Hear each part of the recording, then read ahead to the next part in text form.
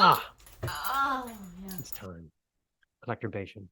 Before we get started on this week's Collecturbation, I just want to say that I had a chance and I took it. If you have a chance, take it. Find romance, fake it. It's all $1 at the Bowery. So Stevie Winwood. Anyway, this week's Collecturbation is on the Uli Roth era Scorpions. We'll start with the super early stuff. Let's see. I don't have Flight of the Rainbow, but we'll start talking about that one first. First of all, this is the record that I'm going to show off because this has a cooler album cover than any of their early album covers. The Scorpions had terrible album covers in the early days. That's a winner. This should have been like They could have done every album. This was a different. Hell yeah. Scorpion. Ass tattoo done. Anyway, so first of all, Flight of the Rainbow, 1974. 2 years after their debut, the monumental Lonesome Crow, that's I already reviewed that on Patreon. The band undergoes a reboot of sorts with new lead guitarist, drummer, and bass player. Subsequently, the reverb-drenched, half-baked jazz metal vibe is replaced with a sort of European take on Hendrix. The artwork, unified with Lonesome Crow, seems to suggest some kind of continuity, but nothing could be further from the truth, and the Uli Roth era of the band begins its climb for recognition. While the drop in quality is significant, it's not a bad record. The combination of Roth's psychedelic Jimmy worship and Mine's golden pipes hit pay dirt and riffy opener Speedy's Coming.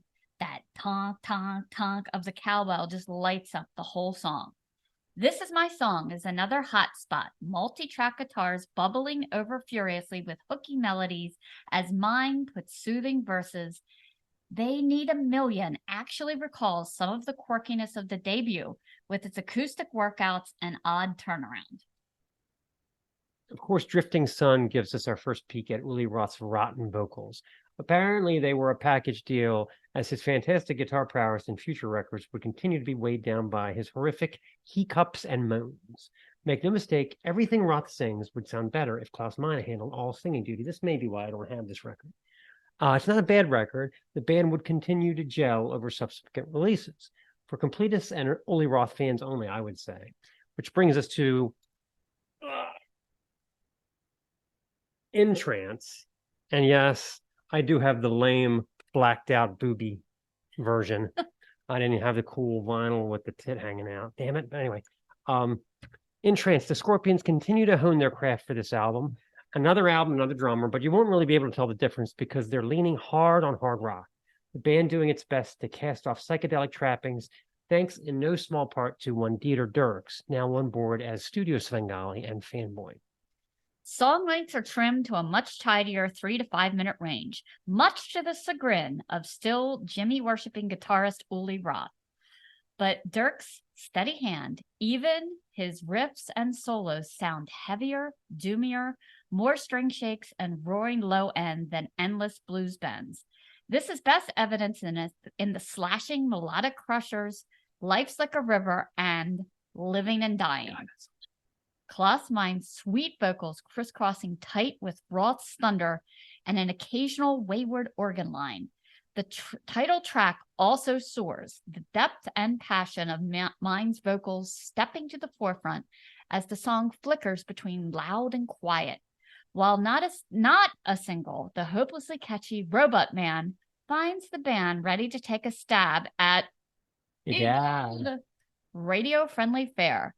Its mechanical structure and tight arrangement demonstrating the Scorpions' true capability for world domination, as long as Uli handles the guitar and Klaus the vocals.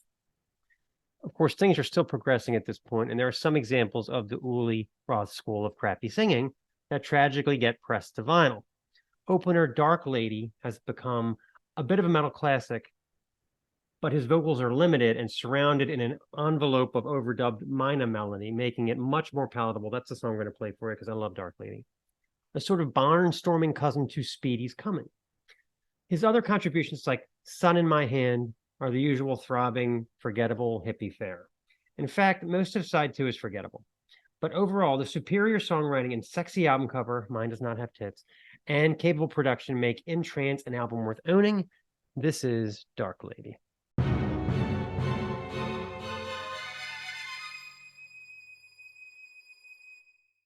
Okay, Scorpions continue. Virgin Killer would be next. I'll let you take it, love. Virgin Killer almost feels like a step back following the stormy, elegant compositions of 1975's In Trance. It's another of Dirk's produced collection of short post-psych ballads and manic pre-metal assaults. The highs seem higher, the lows bordering on abysmal for a band so chock-a-block with talent at this stage.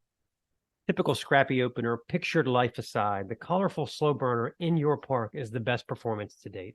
Built on Mina's stylish hooks and surprisingly restrained Uli Roth harmonics chiming away like church bells. Waves of howling blues and squalls of dissonance throb against Mina's haunting serenade in the gripping Crying Days, and the immaculate vocal harmonies of Yellow Raven are fiery and sophisticated, particularly for a German band performing in English.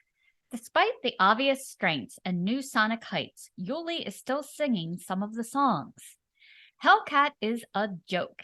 His ridiculous yelping and wheezing actually seems to be getting worse over an odd herky-jerky riff that strikes like a rejected Blackfoot song.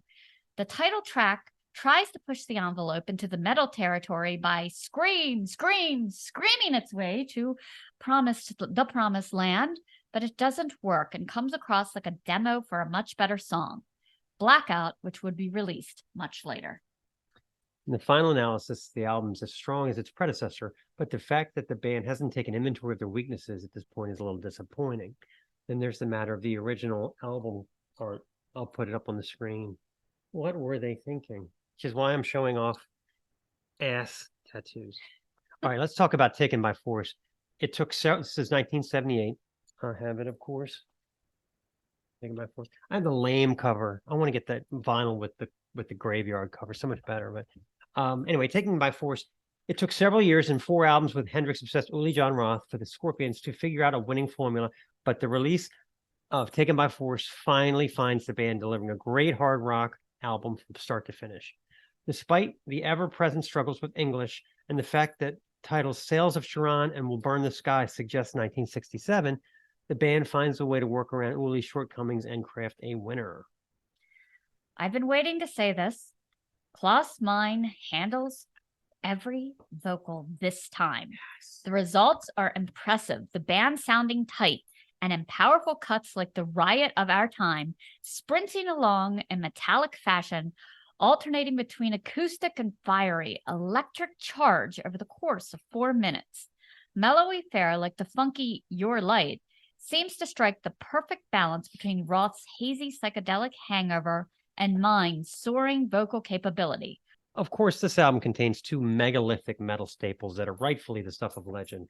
First, the aforementioned Sails of Charon, which we're going to play for you in a minute.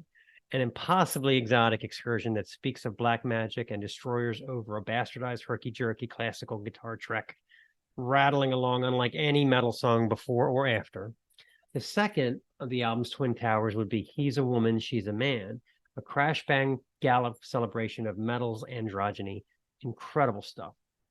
The original artwork features 2 figures playing with toy guns in a cemetery. It's a spectacular photo, the green grass and those white crosses with the stark black shadows. Of course, it was banned. I think the ban was just on the label's radar at this point for all the poor Spinal Tap choices in the past, which is a real shame this time around. Treat yourself to the 2015 reissue. This one is worth a few extra bucks for the artwork. I just want to say, it speaks to the incredible talent of this band, because they really had like 3 careers. Like this was their first career, the heavy psych kind of era. Then the whole Rock You Like a Hurricane, blackout era in the 80s. And then they had the Winds of Change in the 90s. That was a #1 song, I think. So just kept reinventing themselves, top notch, right? Just like Priest, Maiden, Scorpions deserve every bit of credit. And they're still together now. Klaus is still singing. So let's play The Sails of Charon. This is the Snaggletooth Rock and Roll Podcast.